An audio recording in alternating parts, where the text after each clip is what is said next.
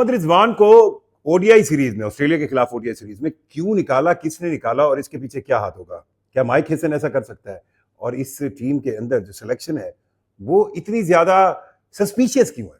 और मुझे नहीं समझ आ रहा बतौर जर्नलिस्ट मोहसिन नकवी साहब को ये बात क्यों नहीं समझ आ रही कि जब फैसले इस तरह प्रेस रिलीज की फॉर्म में दिए जाएंगे तो उसमें कौन किस चीज का जिम्मेवार है ये नहीं पता चलेगा।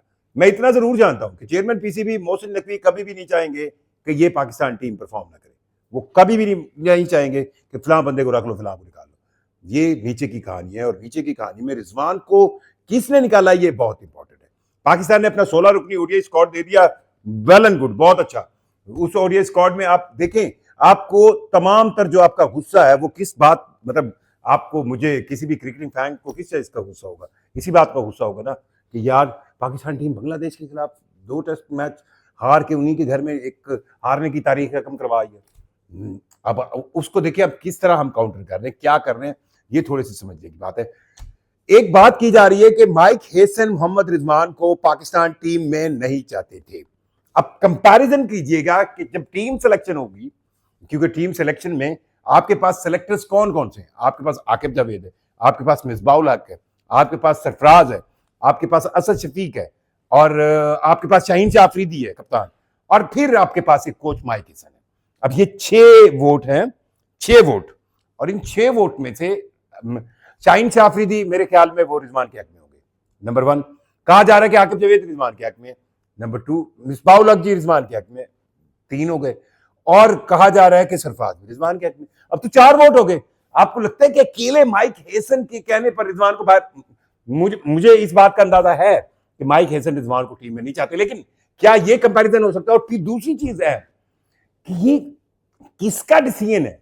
टीम सिलेक्शन में किस प्लेयर को किसने कहां रखवाया है? अगर थोड़ा सा सिलेक्शन कमेटी बता दे तो मेरा ख्याल है कि पाकिस्तान क्रिकेट बोर्ड की जो मैनेजमेंट है उन पर वजन कंपैरेटिवली कम हो जाता है। देखें, क्रिकेट के अंदर 2 चीजें हैं। 1 मैनेजमेंट है कि क्रिकेट को मैनेज कैसे करना है, कौन सा टूर्नामेंट करवाना है, कहां करवाना है, कैसे करवाना है, किसको कहां लगाना है। और दूसरा है क्रिकेटिंग अफेयर्स, टीम क्या बनेगी, सिलेक्शन कौन करेगा। अब उसमें तो आपको देख लें कि आकिब जावेद साहब के पास सारे राइट्स हैं, वो कर रहे हैं।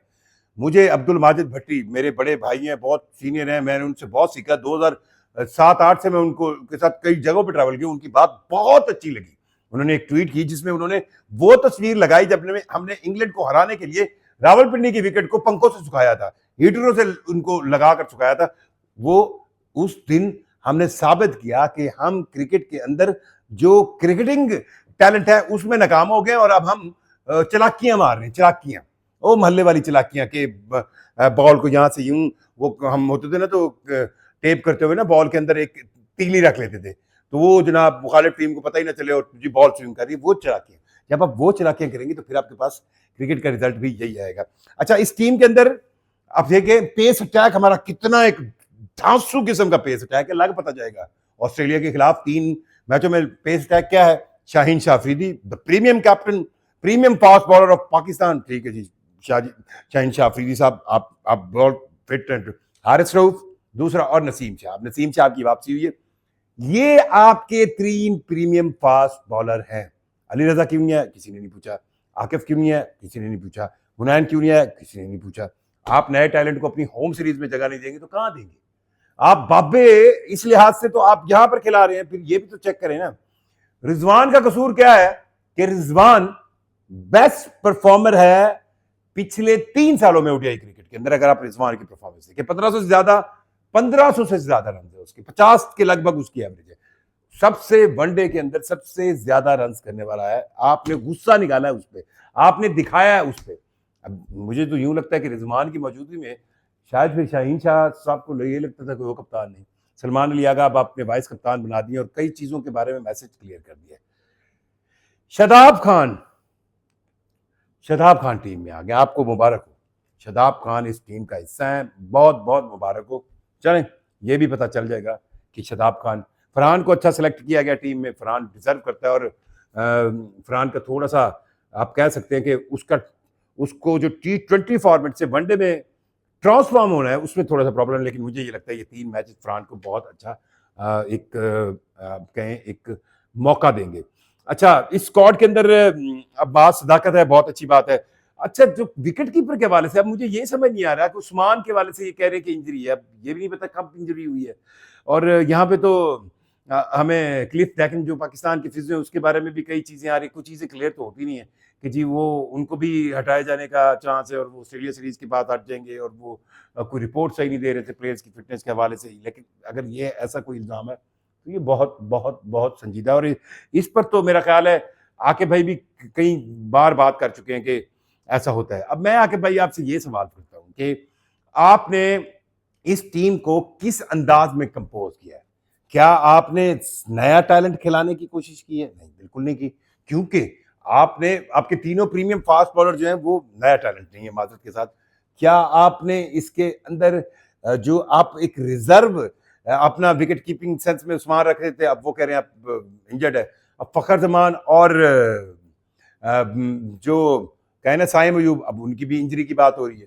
अब जब किसी की इंजरी की बात हो तो अब फर्दर हम किस तरह एक्सप्लेन करें जब आप किसी प्रेस ब्रीफिंग में आके आके भाई ये टीम अनाउंस नहीं करते, फिर तभी बात होती है ना। जब आप मतलब एक ट्रेंड है ना, आप टीम आते आप एक टाइम देते हैं, टीम अनाउंस करते हैं, 2 4 6 सवाल मेरे जैसे बेवकूफ साहब बैठ के करते हैं जिनको आप बड़े ठंडी आंच पे रख के डील करते हैं। मैं तो आपकी माशाल्लाह 45 50 मिनट की प्रेस कॉन्फ्रेंसेस के अंदर मतलब ये हाल हो जाता है कि रिपोर्टर कह रहे थे मैंने छोड़ दो, मैंने जाना, मैंने घर जाना, मैंने घर जाना, पर मतलब फिर क्यों आप नहीं आए प्रेस के ऊपर आके आप इस पूरी टीम को अनाउंस करते हैं? अब मोहम्मद रिजवान को किसने निकाला और क्यों निकाला है ये तो अभी आप कर रहे हैं, फिर कल क्या जस्टिफिकेशन होगी? अब और इसकी क्या जस्टिफिकेशन है कि आपने शदाब को वापस लिया? किसकी? पीएसएल की परफॉर्मेंस पे लिया है? ये आप शदाब की वापसी आप उसी की परफॉर्मेंस में करेंगे ना, बाकी तो उन्होंने कोई मार्का नहीं मारा, कोई मुझे तो नहीं नजर आया कोई मार्का, आपको नजर आ रहा है? अब वो जो दूसरा लिंक है वो मैं बछोड़े परे, आप पे वो लिंक इफेक्ट होता है और होता रहेगा। अच्छा, अब आपको दूसरी बात ये बताऊं कि हम बात कर रहे हैं शामिल हुसैन की। शामिल को मौका मिलना चाहिए, मैं इसके हक में, बिल्कुल शामिल हुसैन को मौका मिलना चाहिए। और ये ओडीआई सीरीज उसके लिए एक ऐसा पॉइंट होगा जिसमें मैं तो कहता हूं अगर आपने शामिल को खिलाया है तो उसको तीनों मैचेस खिलाएं और उसको पूरा मौका दें ताकि हम उसको जज कर सकें इन पाकिस्तानी कंडीशंस के अंदर ऑस्ट्रेलिया के खिलाफ। और अगर वो एक ऐसा टैलेंट उभर कर आता है ओपनिंग में तो हमें जो वो जो फखर जमान की इंजरी का इशू है, फखर जमान नो डाउट मुझे यूं लगता है कि फखर जमान की जो इंजरी है अब वो किस नौयत की है, फिर उनका वो थोड़ा सा दूसरा प्रॉब्लम भी है सांस का, फिर कई दफा ये कहा जाता है कि वो T20 फॉर्मेट खेल सकते हैं, वनडे फॉर्मेट नहीं खेल सकते। तो इन मामला को लेते हुए हम जो एक ओपनर सेंस में लैक करते हैं तो फखर जमान को हमें जो है उसका अल्टरनेट शामिल हुसैन मिलना चाहिए। लेकिन मोहम्मद रिजवान को निकालने के बाद फिर दोबारा आप जब टीम में शामिल करेंगे फिर आप क्या कहेंगे? यही सवाल अगर आप प्रेस कॉन्फ्रेंस या किसी प्रेस ब्रीफिंग में ये टीम सिलेक्शन बताते तो फिर आप कह रहे होते कि यार रिजवान को हमने कॉन्फिडेंस में लिया, हमने रिजवान को कहा आप जरा हम जूनियर जरा चेक कर लें, हमने रिजवान को कहा है कि यार हम 2 नए विकेट कीपर चेक कर रहे हैं, अच्छा हमने रिजवान को कहा है जनाब कि हम वो कहते हैं ना रुहेल नज़ीर को चेक कर रहे हैं, जरा रुहेल नज़ीर 5 6 साल से लगा चलो उसको चांस मिल जाए, गाजी गौरी जो है उसको हम चांस देना चाह रहे हैं, तब तो आपकी बात समझ आती है, फिर आप उनको रिवर्सल नहीं कहते। लेकिन अगर ये दोनों विकेट कीपर रिजवान जैसी कीपिंग भी नहीं कर सकते और रिजवान जैसा स्कोर भी नहीं कर सकते तो फिर जब आप रिजवान को वापस ओडीआई वर्ल्ड कप से पहले लाएंगे फिर आप पे सवाल आएगा। आप ही फैसला करें। अल्लाह हाफिज।